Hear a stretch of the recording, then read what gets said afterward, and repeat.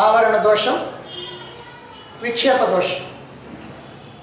ఈ రెండు తొలగితేనే ఆత్మసాక్షాత్కారం అని ఇంతకు ముందే చెప్పుకున్నాం. ఈ రెండింటిలో కూడా ఆవరణ దోషం అనేటువంటిది ప్రధానం. ఎందుకంటే ఆవరణ దోషం తొలగితేనే విక్షేప దోషం తొలగింది. మన మాటల్లో చెప్పుకోవాలంటే అగ్రహణం, అన్యదాగ్రహణం. అగ్రహణం తొలగితేనే అన్యదాగ్రహణం. అక్కడ పాముని మనం ఎందుకు చూస్తున్నామనంటే తాడు అనే సంగతి తెలియకపోవటం వల్ల. తాడు అని తెలియకపోవటం అగ్రహణం, పాము అని అనుకోవటం అన్యదాగ్రహణం. దానివల్ల భయపడటం విక్షేపం. అందువల్ల ఈ విక్షేపానికి, దుఃఖానికి, బాధలకి కారణం ఏమిటంటే అగ్రహణం. అందుకని ఆ అగ్రహణం తొలగాలి. దృశ్యము, దృక్కు ఈ రెండు కూడా ఆత్మలో కల్పితం. ఉన్నది ఆత్మ ఒక్కటి. ఆత్మ కంటే అన్యమైనటువంటిది ఏమీ లేదు. ఈ దృక్కుని, దృశ్యాన్ని విడదీసి చూడటం ద్వారా, విశ్లేషణ చేయటం ద్వారా యథార్థమైనటువంటి జ్ఞానం కలుగుతుంది. అందుకే దృక్ దృశ్య వివేకం మనకు ఉండాలి. దృశ్యం ఏదో, ఆ దృశ్యాన్ని చూసేటువంటి దృక్కు ఏదో, మనకి పరిపూర్ణమైన జ్ఞానం ఉండాలి. పరిపూర్ణమైన జ్ఞానం అని ఎందుకంటున్నామంటే ఈ ప్రపంచాన్ని దృశ్యం అనుకుంటున్నాం, చూచే నేను దృక్కు అనుకుంటున్నాం. కానీ నేను అని అంటే ఈ కళ్ళు, అక్కడ మాత్రం కళ్ళు దృక్కే. కానీ కళ్ళు దృశ్యం కనుకైతే మళ్ళీ దానికి దృక్కు అవుతుంది, అది మనస్సు. మరి మనస్సు కనుక దృశ్యం అయితే దానికి దృక్కు అవుతుంది, బుద్ధి. మరి బుద్ధి దృశ్యం అయితే దానికి అవుతుంది దృక్కు, అది ఆత్మ. మరి ఆత్మ దృశ్యం అయితే కావడానికి వీల్లేదు, ఆత్మ దృశ్యం కావడానికి. అందుకని మనం సరైనటువంటి విశ్లేషణ, దృశ్య దృక్ విశ్లేషణ, దృశ్యాన్ని, దృక్కుని పూర్తిగా విశ్లేషణ చేయటం ద్వారా అసలైనటువంటి దృక్కుని కనుక తెలుసుకున్నట్లయితే అదే ఆత్మ, అదే ఆత్మ సాక్షాత్కారం. దానివల్ల మోహబంధం కాస్త తొలగిపోతుంది. జీవ బ్రహ్మల యొక్క ఏకత్వం, జీవ బ్రహ్మైకత్వం అనేటువంటిది కలుగుతుంది. అలా జీవుడు బ్రహ్మము ఒక్కటే అనేటువంటి భావన కనుక ఎప్పుడైతే కలిగిందో దానివల్ల జ్ఞానాగ్ని పుడుతుంది. జ్ఞానాగ్ని కనుక పుడితే ఆ అగ్నిలో అజ్ఞానం అంతా కూడా దగ్ధమైపోతుంది. సమస్తమైనటువంటి కర్మబంధనాలు దగ్ధమైపోతుంది. దాంతో ఆత్మసాక్షాత్కారం. మరైతే ఇప్పుడు ఆవరణ దోషం, ఆవరణ దోషం అనేటువంటిది తొలగాలి. తొలగితే ఏమవుతుంది? తొలగాలనే విషయం ఇంతకుముందే చెప్పుకున్నాం. తొలగితే ఏమవుతుంది అనేటువంటి దాన్ని మనం 348వ శ్లోకంలో మనం చెప్పుకోబోతున్నాం. 348వ శ్లోకాన్ని చూడండి.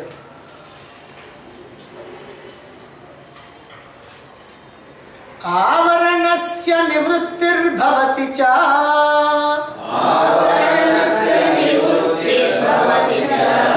సమ్యక్ పదార్థ దర్శనతః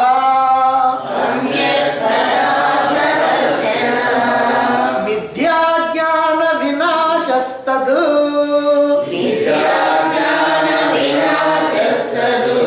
విక్షేప జనిత దుఃఖ నివృత్తి.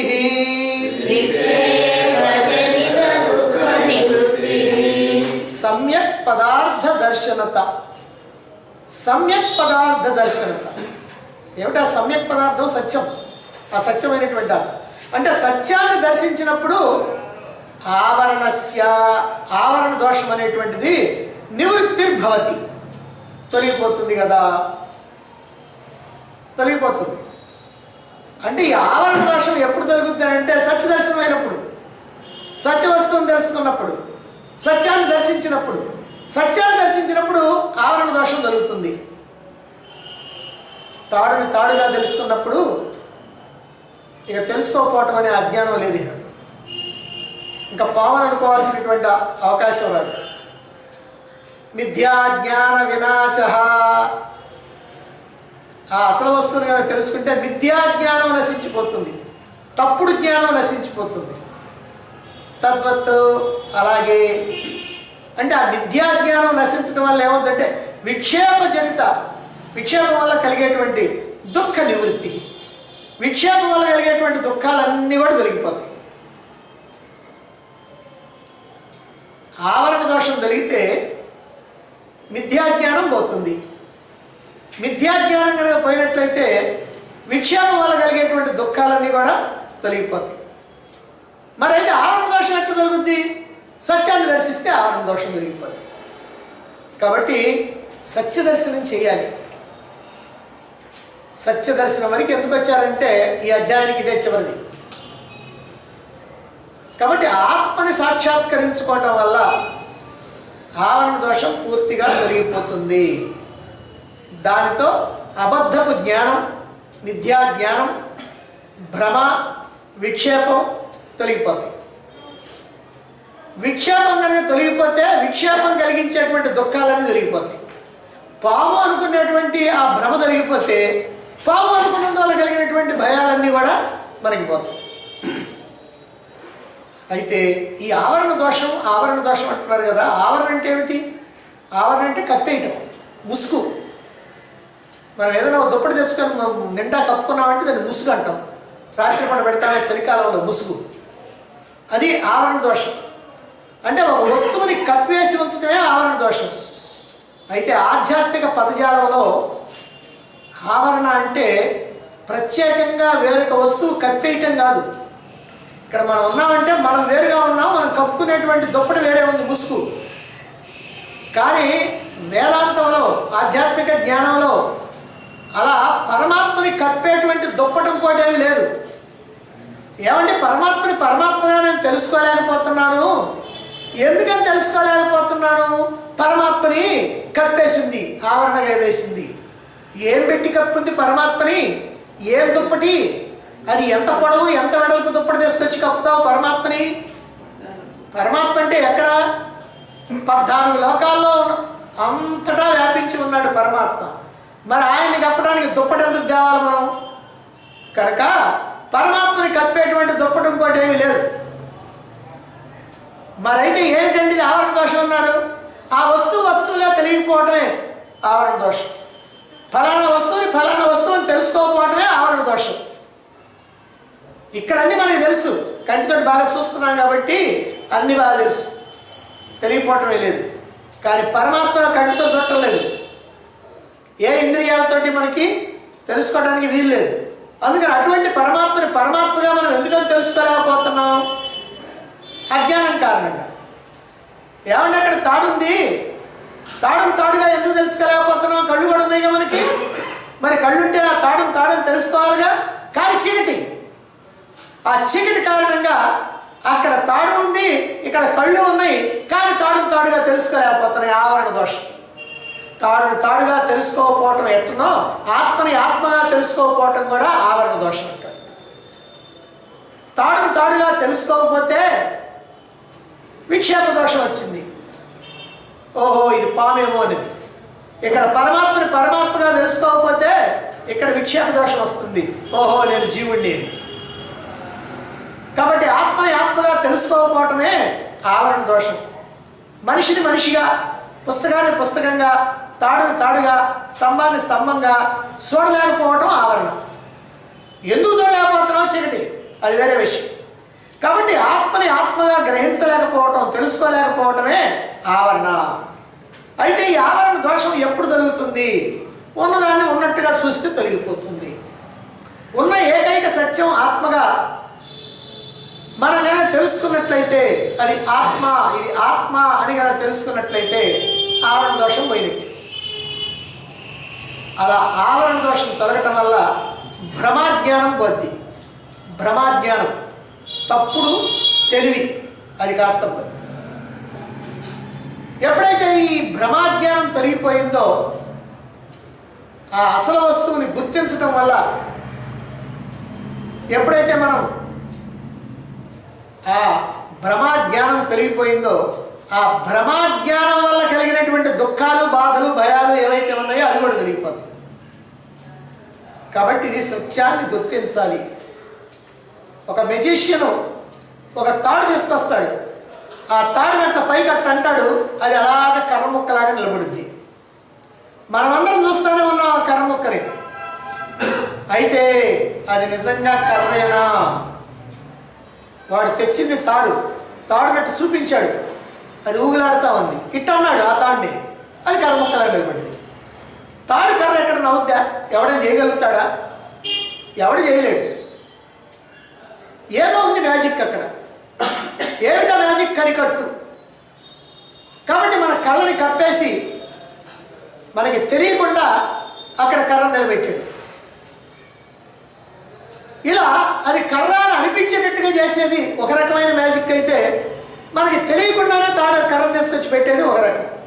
అయితే తాడుని కర్రగా భ్రమించేటట్టుగా మనల్ని చేయగలిగింది మ్యాజిక్. అందుకని మనం డబ్బులు ఇచ్చి చూసేస్తాం. అదో టెక్నిక్. అంటే అది తాడైనప్పటికీ కూడా మనకు కర్రలాగా కనపడతా ఉంది. ఎందుకని? తాడని తెలుసుకోలేకపోవడం వల్ల కర్రని తెలుసుకుంటున్నాం. తాడుని పాము అని ఎందుకు అనుకుంటున్నాం? తాడు అని తెలియకపోవడం పాము అనేటువంటి భ్రమపడతా ఉన్నాం. అందువల్ల తాడని తెలియకపోవడంతో ఆవరణ దోషం కలుగుతూ ఉంది. దానితోటి ఇంతవరకు కూడా చీకట్లో పాము అని అనుకున్నటువంటి భ్రమాజ్ఞానం ఏదైతే ఉందో, ఆ భ్రమాజ్ఞానం వల్ల మనకి దుఃఖాలు కలుగుతూ ఉంది.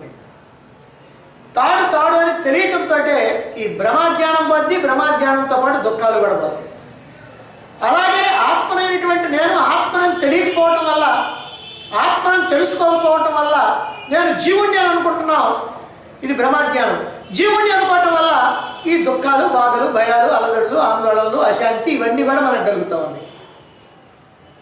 మరి ఇవన్నీ ఎప్పుడు పోతాయండి? ఇవన్నీ ఎప్పుడు పోతాయి? ఈ భ్రమాజ్ఞానం పోవాలా, నేను జీవుణ్ణి అనేటువంటి భ్రమ పోవాలా. నేను జీవుణ్ణి అనేటువంటి భ్రమ ఎప్పుడు పోద్ది? నేను ఆత్మని అనేటువంటి విషయం తెలుసుకుంటే పోద్ది. కాబట్టి ఆవరణ దోషం తొలగితే భ్రమాజ్ఞానం పోద్ది. భ్రమాజ్ఞానం పోతే దుఃఖాలు, బాధలు, భయాలు అన్నీ కూడా పోతాయి. అందువల్ల స్పష్టంగా నన్ను నేను తెలుసుకోవాలి అంటే నేను ఆత్మను అనేటువంటి విషయం తెలుసుకోవాలి. అప్పుడే ఆవరణ దోషం తొలుగుతుంది. అది తొలగటం వల్ల ఆవరణ దోషం అంటే నేను ఆత్మని అనేటువంటి విషయం స్పష్టంగా అవటం వల్ల నేను జీవుణ్ణి అనేటువంటి తప్పుడు భావం పొంది, నేను జీవుణ్ణి అనేటువంటి తప్పుడు భావం పోవటం వల్ల జీవభావంలో కలిగినటువంటి సమస్తమైనటువంటి దుఃఖాలు కూడా తొలగిపోతున్నాయి. కాబట్టి మన సమస్తమైనటువంటి దుఃఖాలు తొలగిపోవటానికి మనం ఏం చేయాలి అని అంటే ఆవరణ దోషం తొలగించుకోవాలి. ఉన్న సత్యాన్ని మనం తెలుసుకోవాలి. ఆ సత్యాన్ని అయినా తెలుసుకుంటే మన సమస్తమైనటువంటి దుఃఖాలు కూడా తొలగిపోతాయి అనే విషయాన్ని మనకి ఇక్కడ చెప్పి అధ్యాయాన్ని ముగిస్తున్నారు. తర్వాత 13వ అధ్యాయం వస్తున్నది. అది కారణం, కార్యం, మిథ్య. అంటే ఇక్కడ కార్యం మనకు కనిపించినంత కార్యం, దీనికి ఏదో ఒక కారణం. మిథ్య అంటే ఉన్నట్టుగా అనిపిస్తుంది, నిజంగా లేదు. మరి ఇక్కడ జగత్తేమో కార్యం, ఈ జగత్తుకి కారణం పరమాత్మ. మరి జగత్ సంగతి ఏమిటండి? ఇది నిజంగా ఉన్నదా? ఇప్పుడు కుర్చీ ఉందనుకోండి, ఈ కుర్చీకి కారణం కొయ్య అంటాం. కుర్చీ రూపం మారుద్ది, కొయ్య రూపం మారేది. కొయ్య అంటే కొయ్యే, ఎప్పుడు కొయ్యే, అది ఏ రూపంలో ఉన్నా సరే అది కొయ్యే. కుర్చీ మాత్రం కుర్చీ బల్ల కావచ్చు, బల్ల మొద్దు కావచ్చు, ఇంకేమైనా కావచ్చు. కనుక ఇక్కడ జగత్ అనేటువంటిది మిథ్య అంటే లేదు, లేకపోయినా ఉన్నట్టు కనిపిస్తూ ఉంది. లేకపోయినా ఉన్నట్టు కనిపిస్తున్నది అని అంటే అక్కడ ఏదో నిజంగా ఉండాలి. పాము లేకపోయినా పాముగా కనిపిస్తుందంటే నిజంగా ఇక్కడ తాడుంది. అలాగే ఇక్కడ జగత్తు లేకపోయినా జగత్తుగా మనకు కనిపిస్తున్నదంటే ఈ జగత్తుకు బదులుగా అక్కడ ఏదో ఉంది. ఏమిటా కారణం? దాన్ని కారణం అంటారు. ఏమిటా కారణం? అదే పరమాత్మ. ఇప్పుడు దాన్ని ఇక్కడ మనకి ఈ అధ్యాయంలో 5 శ్లోకాలతోటి మనకి రుజువు చేయబోతా ఉన్నారు. అందులో మొట్టమొదటి 349వ శ్లోకాన్ని చూడండి. ఏకత్రితయం దృష్టం సమ్యగ్ రజ్జు స్వరూప విజ్ఞానాత్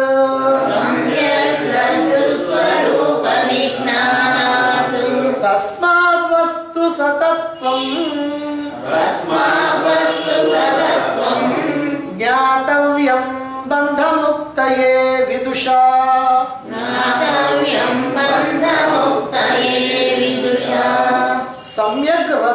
స్వరూప విజ్ఞానాత్. సమ్యక్ అంటే బాగా చక్కగా, రజ్జు అంటే తాడు.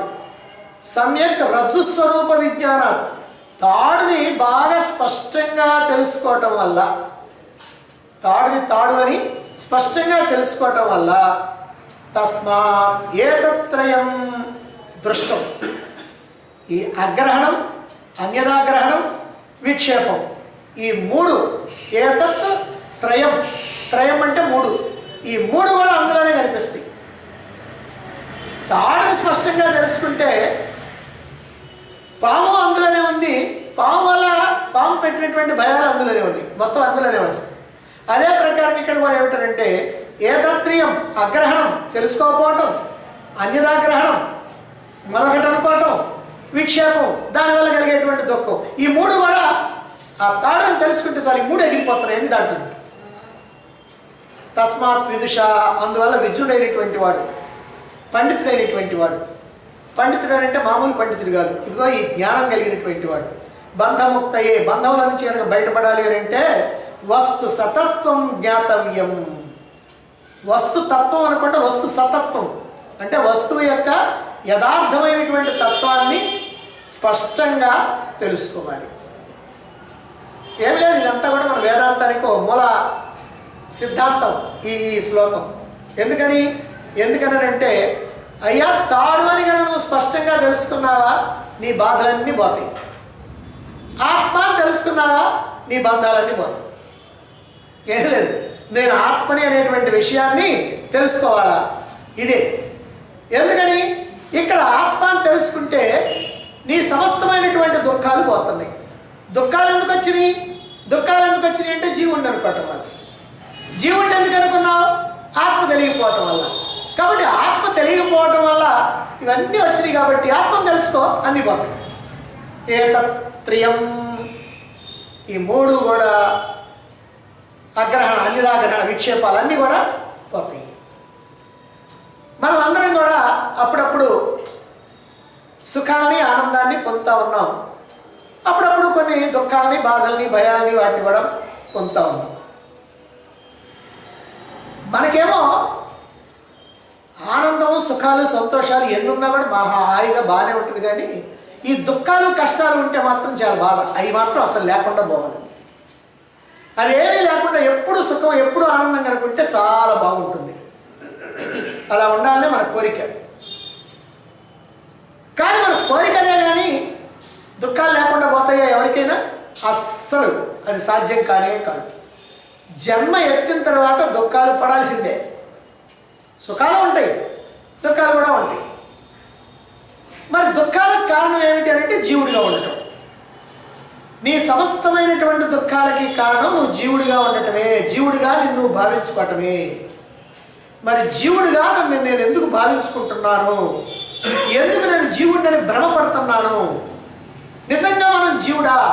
నేను జీవుడినా? నిజంగా కాదు. నా యథార్థ స్వరూపం జీవుడు కాదు.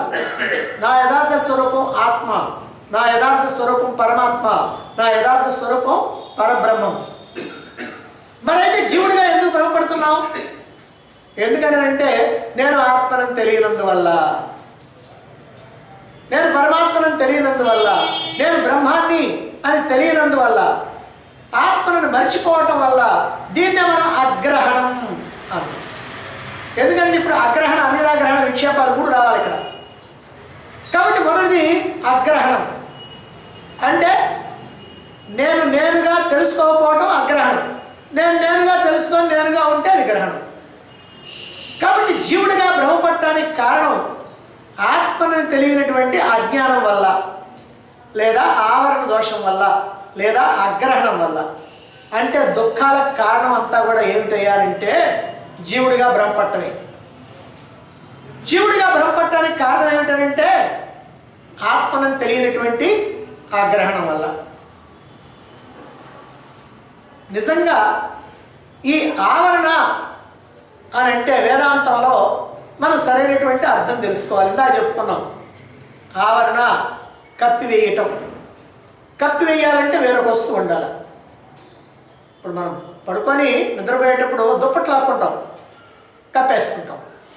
కాబట్టి మనకంటే వేరే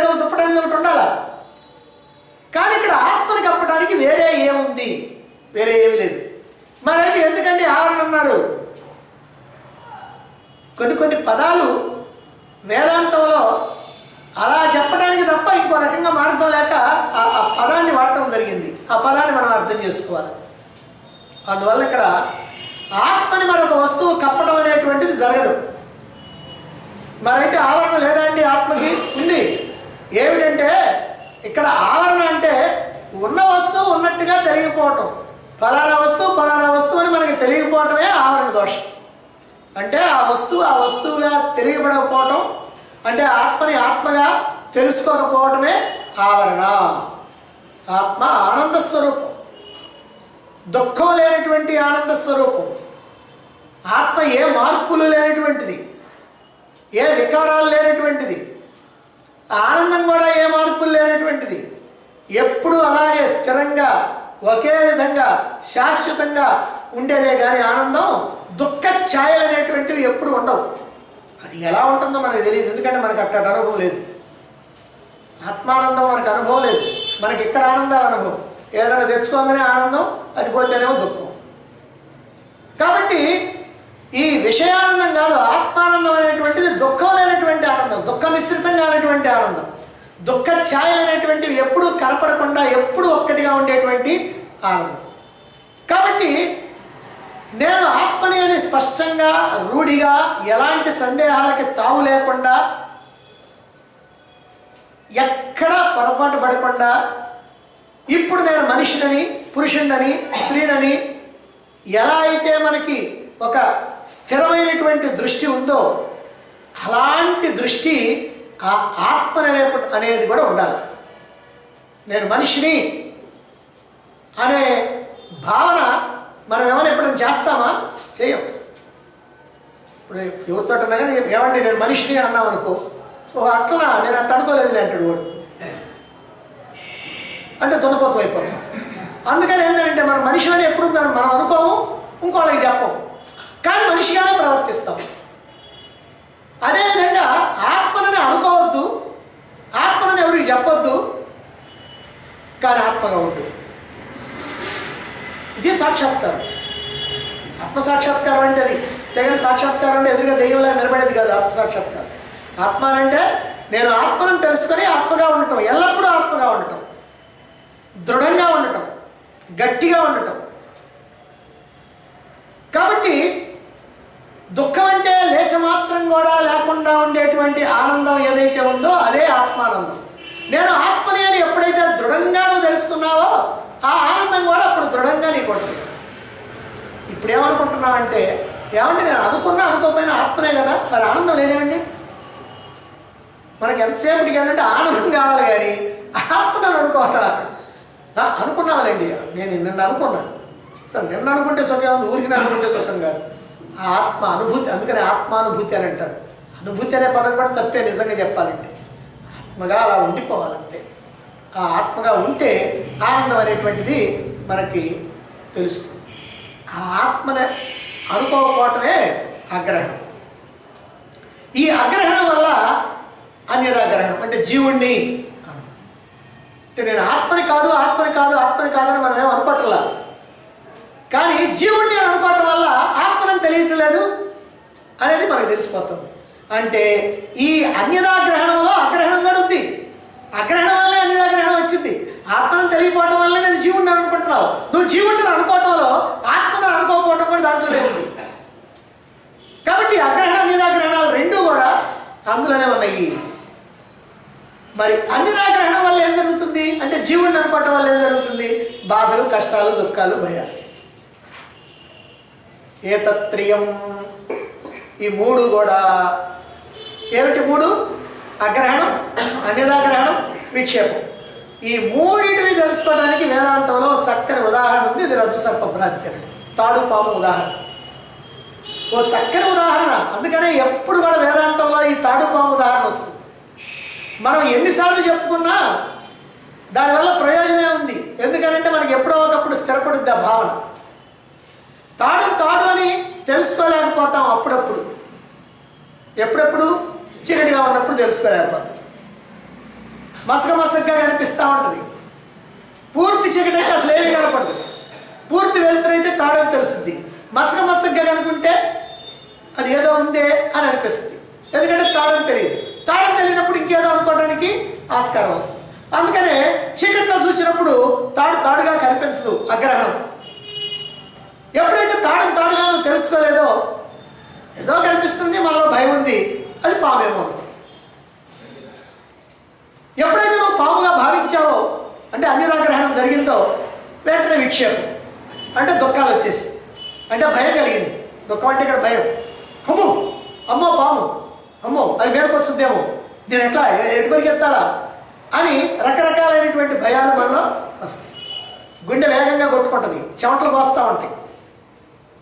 కాబట్టి ఇక్కడ మూడింటిని మనం ఒకసారి జాగ్రత్తగా కనుక ఆలోచిస్తే, తాడుగా తెలుసుకోపోవడం అగ్రహణం, తెలుసుకోలేదు కనుక దాన్ని పాము అనుకోవటం అన్యదాగ్రహణం, పామును అనుకున్నాం కనుక భయం కలగటం అనేటువంటిది విక్షేపం.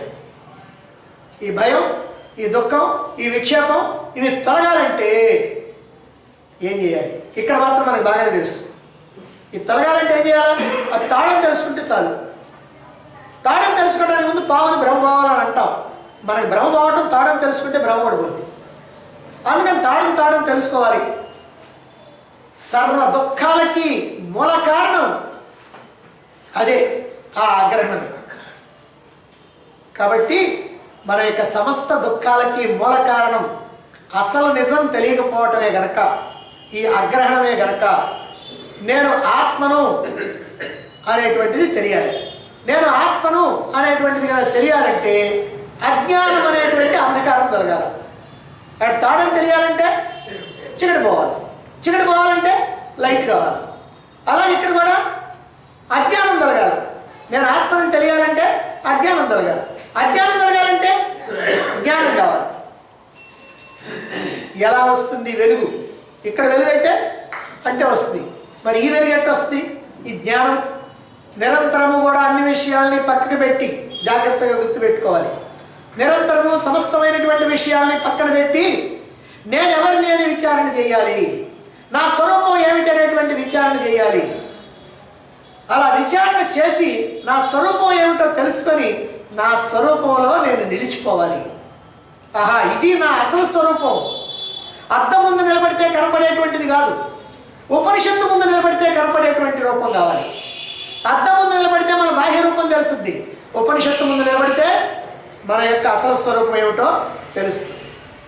కనుక ఆ స్వరూపంలో, ఆ స్వరూపాన్ని తెలుసుకొని ఆ స్వరూపంలో నిలిచిపోవాలి. నేనుగా, ఆత్మగా, అకర్తగా, అభోక్తగా, పరమాత్మగా అలా ఉండిపోవాలి.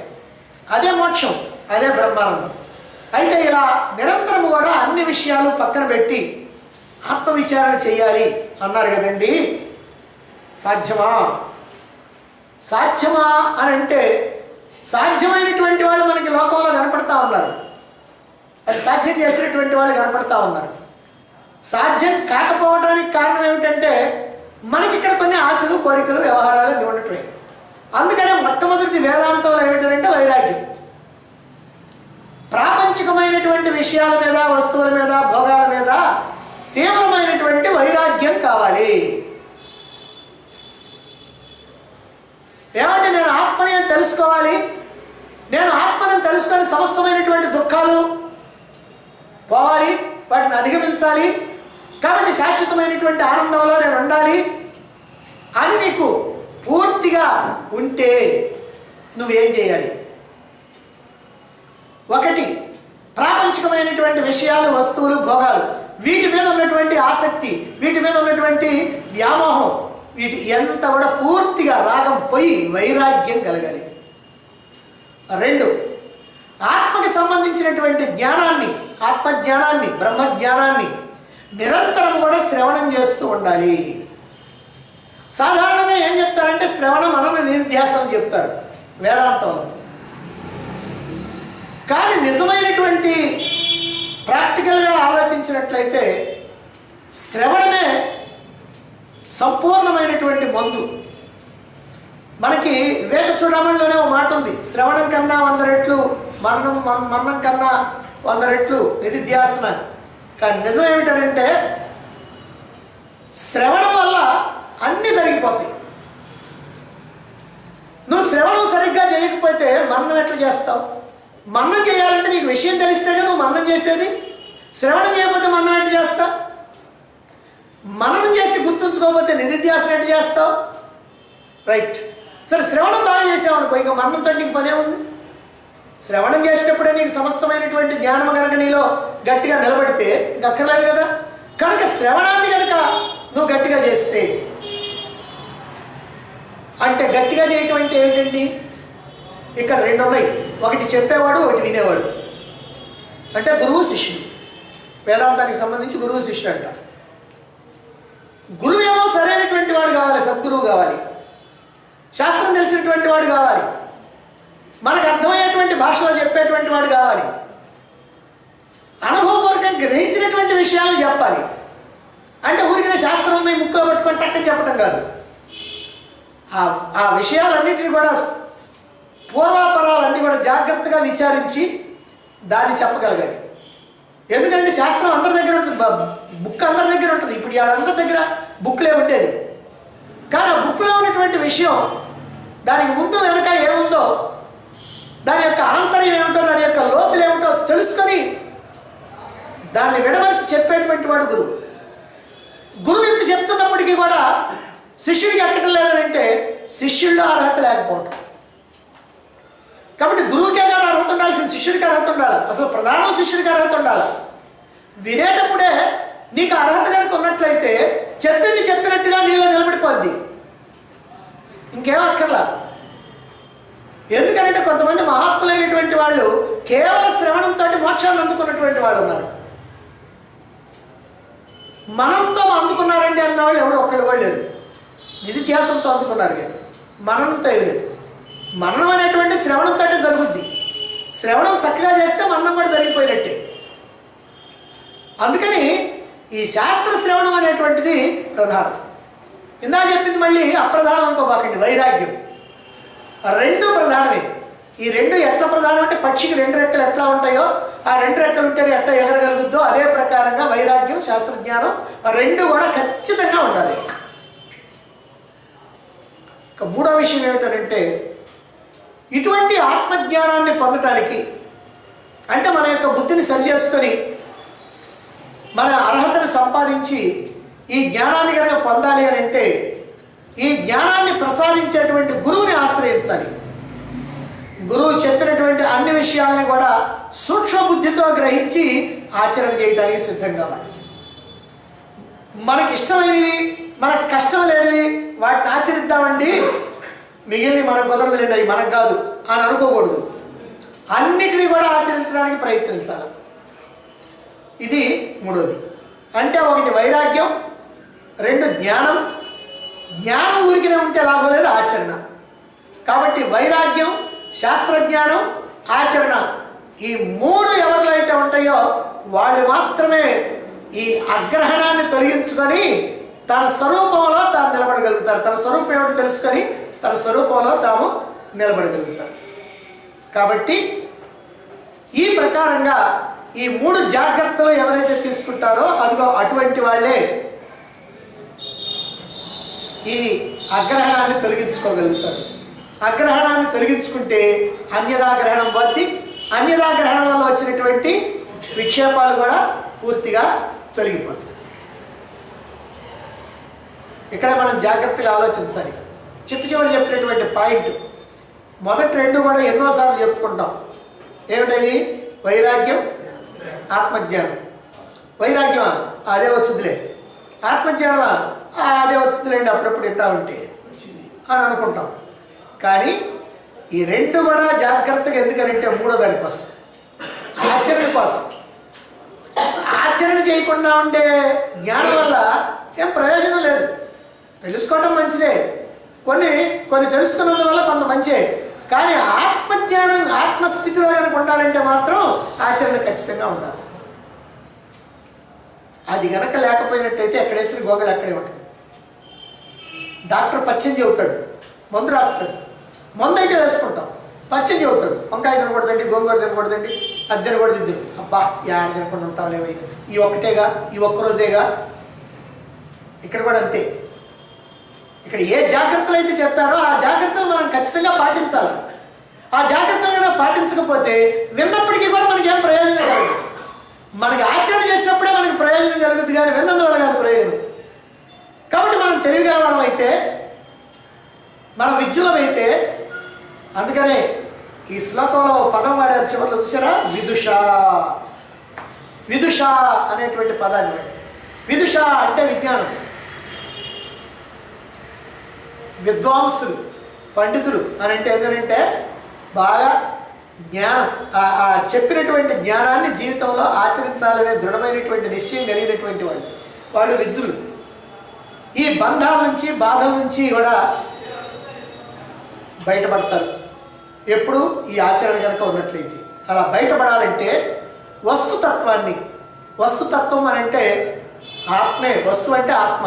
కాబట్టి ఆత్మతత్వాన్ని, బ్రహ్మతత్వాన్ని తెలుసుకోవాలి. తెలుసుకోవటం అని అంటే బుద్ధితో తెలుసుకోవటం కాదు, బుద్ధికి అతీతంగా వెళ్ళి తెలుసుకోవటం, బుద్ధిని వదిలి తెలుసుకోవటం, గ్రహించటం, అందుకోవటం, అనుభూతి చెందటం. ఇదిగో ఇది. కాబట్టి ఆ తత్వం తెలుసుకోవాలి అని అంటే ఏం చేయాలి? ఖచ్చితంగా ఒక గురువుని ఆశ్రయించాల్సిందే, శాస్త్రాలని తప్పనిసరిగా తెలుసుకోవాల్సిందే. నిజంగా చెప్పాలి అని అంటే గురువు యొక్క పర్మిషన్ తీసుకోవాలి. ఏమిటి పర్మిషన్? ఆయన దగ్గర తాళం చేయండి. ఆ తాళం చేయి ఉంటుంది కదా, ఆ తాళం తీస్తేనే నీకు ఆ పరమాత్మ కనిపించేది. అందుకే గురువు యొక్క ప్రాధాన్యత చెప్పేది. అందువల్ల ఏమిటంటే ఇవి కేవలం మనం వైరాగ్యం అంటే ఏదో కొద్దిగా నాకు ఇప్పుడు కూడా కష్టలేండి వైరాగ్యం అని అనుకోవటం అలా కాదు. నిజమైనటువంటి వైరాగ్యం ఉండాలి. ఆసక్తి, దేని మీద ఆసక్తి లేకుండా ఉండాలి. అదిగో అలాంటి స్థితి రావాలి. అలాగనే జ్ఞానం. ఈ జ్ఞానం అనేది ఓ పెద్ద సముద్రం, వర్షం. కాబట్టి ఇటువంటి జ్ఞానాన్ని అందుకోవాలి అని అంటే ఓ సద్గురువుని ఆశ్రయించి మనకున్నటువంటి సమస్తమైనటువంటి ఆ బుద్ధిలో ఉన్నటువంటి ఆ తెలివిని అక్కడే ఉంచాలి. ఊరంతా తెప్పకూడదు, దేశం అంతా తెప్పకూడదు, ఇక్కడే ఉంచాలి. అలా కనుక ఉంచినట్లయితేనే ఆ జ్ఞానాన్ని తెలుసుకోగలుగుతాం. అలాగనే తెలుసుకుంటేనే దాన్ని ఆచరించగలుగుతాం. ఆచరించినప్పుడే నేను ఆత్మని అని తెలుసుకోగలుగుతాం, ఆత్మగా ఉండగలుగుతాం. ఆత్మను తెలుసుకొని ఆత్మగా ఉండటమే అగ్రహణం పోవటం. అగ్రహణం పోతే అనిదాగ్రహణం పోద్ది, అనిదాగ్రహణం పోతే విక్షేపం పోద్ది. కాబట్టి ఇదిగో ఇదయ్యా నువ్వు చేయవలసినటువంటి పని అనేటువంటి విషయాన్ని ఇక్కడ మనకి తెలియజేస్తూ ఉన్నారు. మరి ఇక కనిపించేటువంటిది, ఆలోచనకు అందేటువంటిది అంతా కూడా మిథ్య. ఈ ఈ అధ్యాయం ఏంటి? కారణం, కార్యం, మిథ్య కదా. ఇప్పుడు మిథ్య అనేటువంటి విషయానికి వస్తున్నారు. కనిపించేది అంటే ఈ జగత్తు, లేదా మనకు ఆలోచనకు అందేది ఏదైతే ఉందో ఈ మొత్తం కూడా మిథ్య. మరి సత్యం ఏమిటి? ఆత్మ ఒక్కటే. అంటే జీవ జగత్తులు రెండు కూడా మిథ్య. ఈ జీవ జగత్తులకు ఆధారమైనటువంటి ఆత్మ ఒక్కటే సత్యమైనటువంటిది అనేటువంటి విషయాన్ని మనకి నిరూపణ చేయటం కోసం తర్వాత శ్లోకంలో ప్రయత్నం చేస్తున్నారు. 350 మనం దాన్ని రేపు చెప్పుకుంటాం.